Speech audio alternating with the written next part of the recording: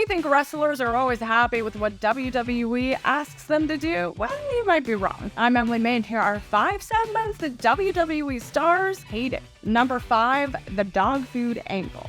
On the December 6, 2019 episode of SmackDown, Roman Reigns faced Dolph Ziggler, but during the match, Baron Corbin came out with some security to distract Reigns. It didn't work as Reigns picked up the win. However, after the match, Roman was attacked by Corbin and his security, all the while Ziggler helped them handcuff the big dog to the ring post. Then they proceeded to humiliate Reigns by covering him with dog food. Then Roman regretted his nickname at that point. The big dog was reportedly livid. During an interview with Wrestling News in 2023, Roman special counsel Paul Heyman said the feud with Baron Corbin over dog food had weighed on him enough to where he said, "I've had enough, I can't go any further." Not long after this, he became the tribal chief.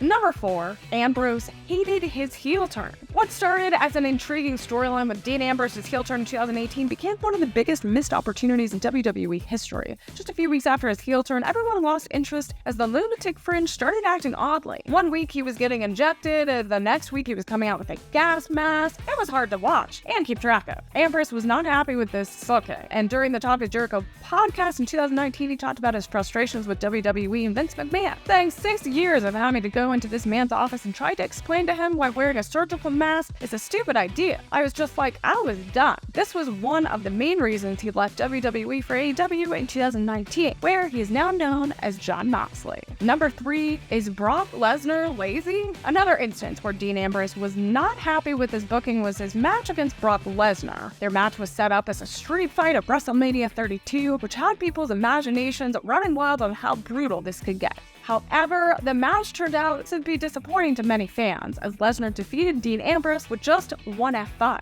Ambrose talked about the match on the Steve Austin podcast in 2016, saying that Brock didn't want to do anything. Well, Ambrose is certainly having some brutal matches in AEW now as Jon Moxley. Number 2, Steve Austin won't lose to Lesnar. In 2002, Stone Cold Steve Austin was supposed to lose to an up-and-coming wrestler, Brock Lesnar, but the match never happened, as Austin, who was one of the biggest stars at the time, didn't like the idea of losing to a rookie without any reason. He took matters into his own hands and went home instead of showing up to the arena for Raw. During an interview with the Pardon My Take podcast in 2019, Austin stated that the reason he refused to work with Brock was that he wanted a proper build-up before stepping into the ring with Lesnar.